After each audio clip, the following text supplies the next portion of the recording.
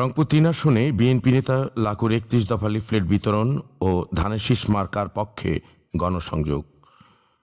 বাংলাদেশ জাতীয়তাবাদী দল বিএনপি রংপুর জেলা শাখার উদ্যোগে রোববার ২৮শে সেপ্টেম্বর মহানগরীর ২৬ নম্বর ওয়ার্ড শাপলা চত্বর থেকে স্টেশন রোডে বিএনপির ভারপ্রাপ্ত চেয়ারম্যান জনাব তারেক রহমান কর্তৃক ঘোষিত রাষ্ট্র কাঠামো মেরামতের রূপরেখায় ৩১ দফা বাস্তবায়নের লক্ষ্যে লিফলেট বিতরণ ও ধানের শীষ মার্কার পক্ষে গণসংযোগ করেন রংপুর ৩ সদর আসনের ধানের শীষ মার্কার মনোনয়ন প্রত্যাশী এবং রংপুর জেলা বিএনপি সদস্য সচিব মোহাম্মদ আনিসুর রহমান লাকু।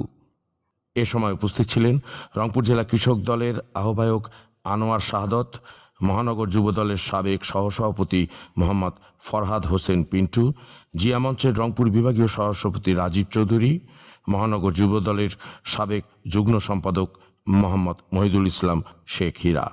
এ সময় স্থানীয় বিএনপি এবং অঙ্গ ও সহযোগী সংগঠনের নেতৃবৃন্দ উপস্থিত ছিলেন। আমি আমার ভারপ্রাপ্ত চেয়ারম্যান তারেক রহমানের নির্দেশের অপেক্ষা আছি। যদি বিএনপি থেকে আমাকে মনোনয়ন দেওয়া হয় তাহলে আমি মনে করি যে আমি দীর্ঘ ৪০ বছর যাবৎ এই রংপুর জেলার রাজনীতির সঙ্গে জড়িত আছি। আমি কেন্দ্রীয় রাজনীতির সঙ্গে জড়িত ছিলাম, যুবদল যখন করেছি।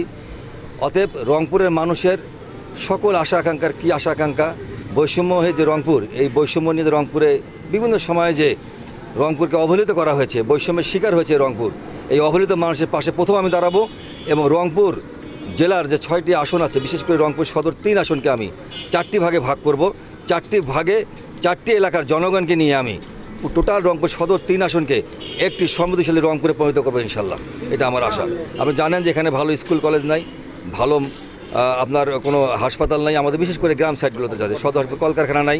আমাদের এখানকার মানুষ চাকরির জন্য ঢাকায় যায়, চাকরির জন্য দেশের বাইরে যায়, অথচ রংপুর সবসময় আন্দোলন সংগ্রামে রংপুর একটা অগ্রণী ভূমিকা ছিল। তো আমরা ওনার প্রচারণা চালাতে গিয়ে আমরা একটা উপলব্ধি করতে পেরেছি যে সারা রংপুরের ৩ আসনের মানুষ লাকু ভাইয়ের পক্ষে, এবং লাকু ভাইকে যদি রংপুর সদর ৩ আসনে নমিনেশন দেওয়া হয়, আমরা আশা রাখি জনগণের কাছ থেকে যেভাবে সাড়া পেয়েছি ইনশাআল্লাহ আমরা রংপুর সদর ৩ আসনের লাকু ভাইকে ধানের শীষ প্রতীকে এমপি বের করে নিয়ে আসতে পারবো ইনশাআল্লাহ।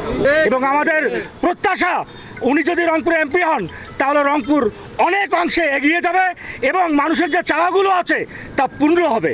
এটাই আমাদের সকলের প্রত্যাশা। আমরা চাই দল এবার ওনাকে নমিনেশন দিবেন এবং আমরা রংপুরবাসী ওনাকে এমপি হিসাবে দেখব।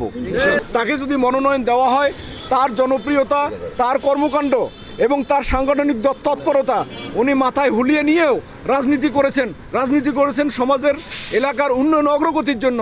সে ধারাবাহিকতায় উনি এখনও কাজ করে যাচ্ছেন। আমরা প্রত্যাশা করি, আমাদের নেতা বলেছেন যে জনপ্রিয়তার যাচাই বাছাইয়ের মাধ্যমে নেতা নির্বাচিত হবে, মনোনয়ন চূড়ান্ত করবেন। সেদিক থেকে আমরা মনে করি রংপুরের গণমানুষের প্রাণের নেতা হচ্ছে লাকু ভাই। লাকু ভাই ভালো মানুষ। এটা লাকু ভাইয়ের কাছে কোনো সময় সব জিনিসে আমি যে জিনিস চাইছি ওই জিনিসে পাইছি আমি। লাকু ভাই ভালো মানুষ। সবাই আমরা রংপুরবাসী লাকু ভাইয়ের পক্ষ থেকে আমরা দাবি জানাই লাকু ভাই হিসেবে আমি এমপি হিসেবে দেখতে চাই।